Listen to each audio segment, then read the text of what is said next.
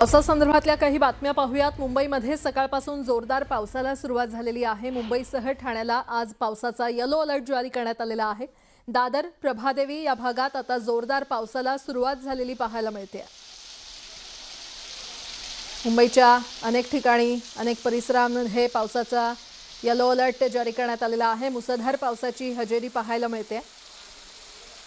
थेट जाणार आहोत, माझे सहकारी सुमित सावंत आपल्याला अधिकची माहिती देतील। सुमित, पावसाला आता मुंबईमध्ये सकाळपासूनच जोरदार सुरुवात झालेली आहे, काय परिस्थिती आहे?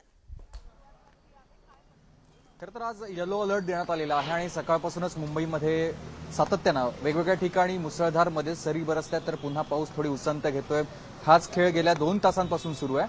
आता आपण दादरमध्ये आहोत आणि दादरमध्ये सतत आत्ताच पाऊस थांबलाय, पण सतत आज दिवसभरामध्ये मध्ये मध्ये पाऊस जोरदार मुसळधार होणार आहे असा अंदाज हवामान खात्यानं वर्तवलाय। आज येलो अलर्ट देण्यात आलाय।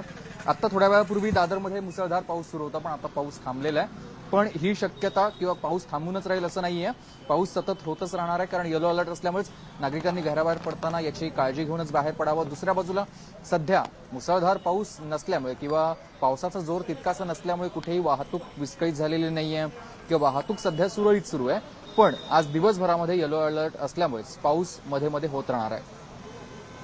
ठीक आहे सुमित, अपडेट घेत राहू। तुर्तास धन्यवाद या संपूर्ण माहितीसाठी। जळगाव जिल्ह्याची जीवनवाहिनी मानल्या जाणाऱ्या गिरणा धरणातील जलसाठा हा 85% पोहोचलाय आणि त्यामुळे पिण्याच्या पाण्यासह सिंचनाचा प्रश्न मिटलेला आहे। धरणाच्या पाणलोट क्षेत्रातील मुसळधार पावसानंतर धरणातून सुरू असलेल्या विसर्गामुळे अवघ्या 5 दिवसात जलसाठ्यात तब्बल 40% वाढ झालेली आहे। त्यामुळे शेतकरी आणि नागरिकांमध्ये समाधानाचं वातावरण असून खरीप हंगामालाही मोठा आधार मिळालाय।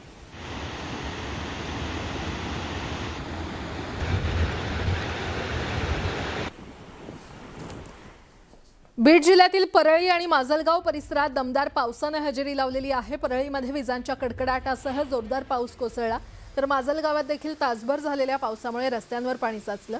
या पावसामुळे खरीप पिकांना मोठा दिलासा मिळाला असला तरी बळीराजा अद्यापही समाधानकारक आणि सातत्यपूर्ण पावसाच्या प्रतीक्षेत आहे।